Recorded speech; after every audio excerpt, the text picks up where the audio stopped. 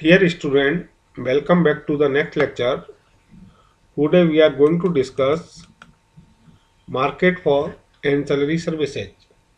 The economic disadvantage and difficulty of practical implementation of compulsory services necessity introduction of competition in at least some of the ancillary services.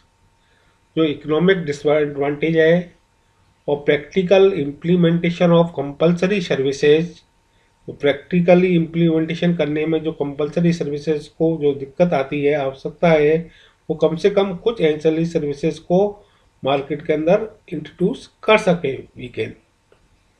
The preferred form of मैकेनिंग, सबसे अच्छी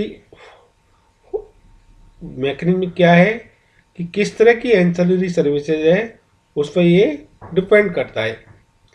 service like market start capability, black start capability can B procured on long term basis. जैसे कि services black start capability है, वो कब procure की जाएगी? जब लॉन्ग टर्म बेसिस है। दीज आर द सर्विसेज, ये इस तरह की सर्विसेज हैं in which the amount of service provided does not change with the time. Also this amount does not depend on the activity of the spot market. The system operator may run a separate market for regulation, asking generator to submit their up and down regulation bid।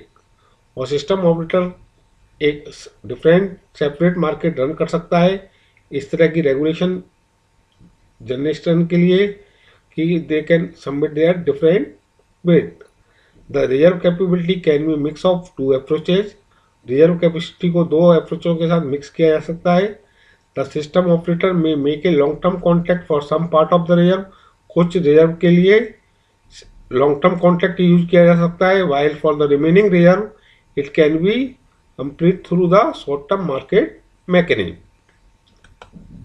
Next is the co-optimisation of the energy and reserve services. Here the two terms energy and reserve services. Reserve services are used in the emergency conditions. We are the optimizing the both of the energy and reserve services. In all the power market of the early days, जो early days के power market थे, energy या reserve were traded in different market. Energy और reserve अलग अलग तरह से अलग अलग मार्केट में ट्रेडेड किए जाते थे। These markets were cleared successively in sequence determined by the speed of response of the service. The market of reserve would clear first, तो रिजर्व का मार्केट था वो सबसे पहले क्लियर किया जाता था, and then the energy market would be cleared. The natural choice of allotting various product is to go for a joint optimisation of all product. जैसा कि नेचुरल चॉइस है कि आज अलॉटिंग वेरियस प्रोडक्टों को जॉइंट ऑप्टिमाइजेशन के साथ market के अंदर यूज करने का, तो the energy and reserve should be offered in a joint market.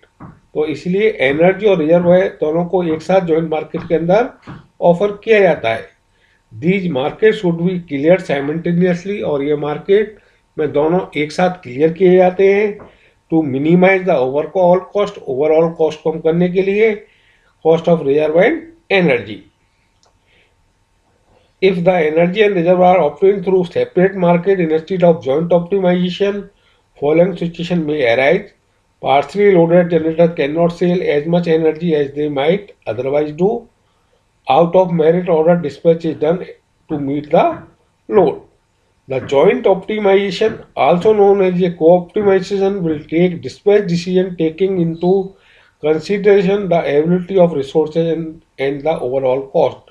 तो जॉइंट ऑप्टिमाइजेशन है एनर्जी और रिजर्व सर्विसेज का, इसको हम की को ऑप्टिमाइजेशन भी बोलते हैं।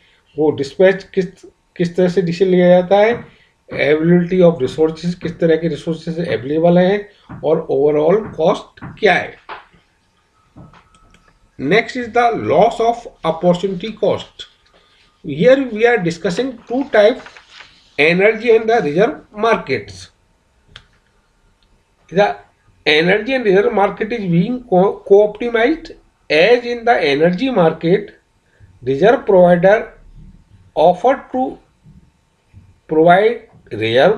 The reserve offer do not reflect the cost of loss of opportunity to sell the energy. Reserve market के अंदर जो उसकी कॉस्ट है वो रिफ्लेक्ट नहीं होती है उसको सेल करने की. Instead, they are related to the expected cost of providing reserve, which might include some fixed administrative cost, some variable operating cost associated with the providing the reserve. We can clear more from this figure, two figure. Here we are taking the 5 generator are present in the system. They are providing the block of bits. Generator A B C D E इस तरह से ये energy provide कर रहे हैं.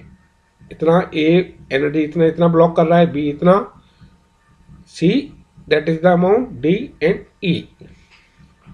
Late us suppose on standard simplifying assumption and jump to the result such that the market clearing price is lambda.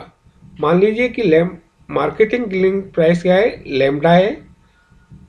With generator D is the marginal generator, और generator D क्या है, marginal generator है. Now take the case of combined energy in reserve market. Suppose R D reserve demand, R D is the system total reserve demand है. Suppose in addition to energy offering generating unit C offer to provide reserve for free. जो generator C क्या करता है, जो are D reserve demand है उसके equal free में वो रिजर्व प्रोवाइड करने के लिए कहता है.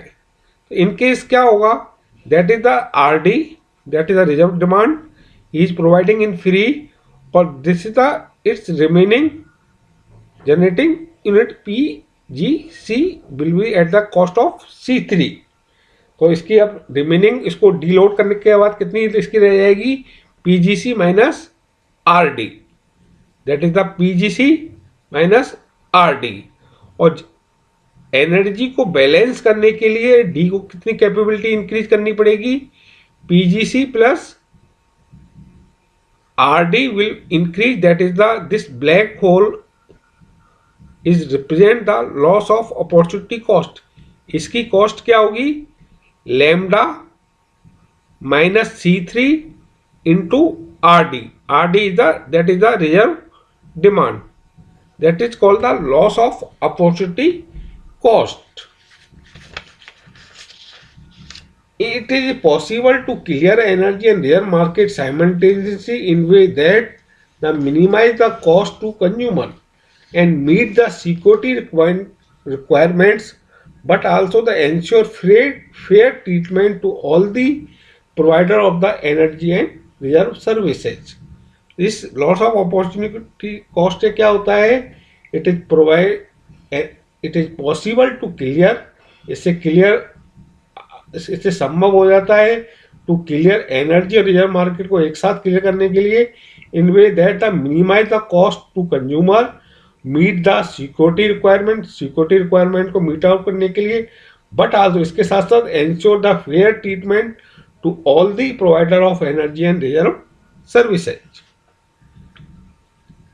In the next class, we will discuss the international practices of ancillary services.